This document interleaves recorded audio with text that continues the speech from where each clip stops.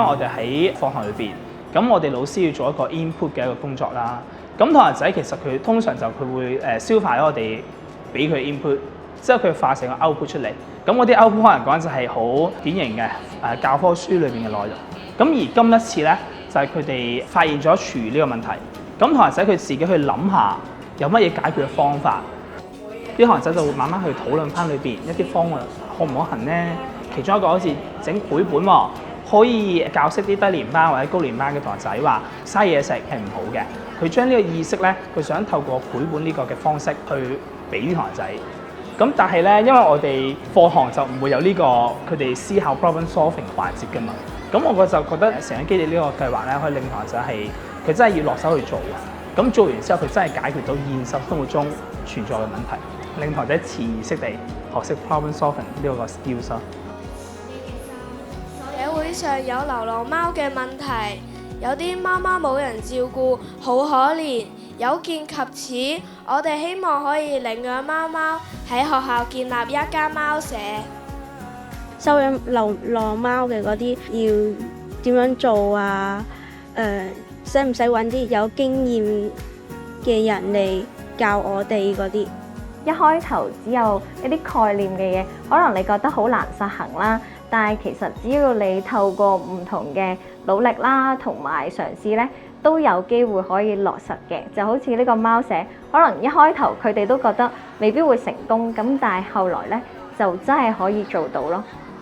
可以培養到同學仔慈悲嘅心啦，同埋仁愛嘅心啦。養飼一隻動物咧，係可以培養到小朋友嘅責任心啦，亦都係一個生命教育啦。我哋覺得係可以每日任何時間喺學校嘅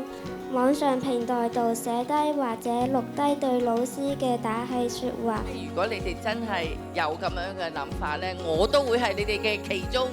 第一、第二、第三位嘅買家喎。咁就因為事實上係大家都好關心老師嚇，多謝晒你哋為老師係嗰個打氣嗰個心意。即係我哋要諗嗰個方案嘅時候咧，即係我哋啲同學咧，本身佢係一個比較內向，即係 I 人嚟嘅，可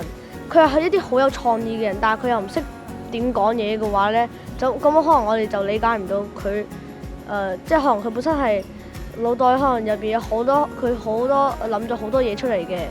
咁跟住咧可能但係佢唔係好識表達嘅話，你就比較難溝通。但係我哋上咗咁多堂之後，佢就逐漸咧願意係同我哋溝通。咁溝通嘅時候，佢都會冇咁怕醜啊，願意肯提出我哋嘅點子。環保小天使。而且喺我哋做完資料搜集後，我哋發現香港嘅海水供應網絡只覆蓋到本港嘅8成半人口，喺部分內陸地區，例如北區等，因為成本效益問題，仲喺度用緊淡水沖廁。換而言之，香港仲有大約100萬人係仲用緊淡水沖廁嘅，呢個係非常浪費淡水嘅行為。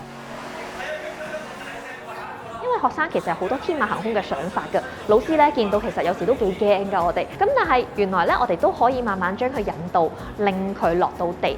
喺過程之中咧都非常之難啊，因為佢需要真正應用喺現實中嘅一個產品啊，係啦，咁所以咧我都揾咗好多唔同嘅公司，咁但係後來都發現有一啲公司其實都好欣賞學生嘅設計啊，佢哋都願意咧去幫學生去將呢個嘅產品整出嚟啦，咁小朋友好開心，咁我自己都好開心，即係見到一啲可能比較天馬行空嘅想法，佢真係落實到喎，其實都覺得有成就感嘅。咁我就希望小朋友咧要把握佢呢個階段咧所擁有嘅創意，因為咧創意呢樣嘢咧係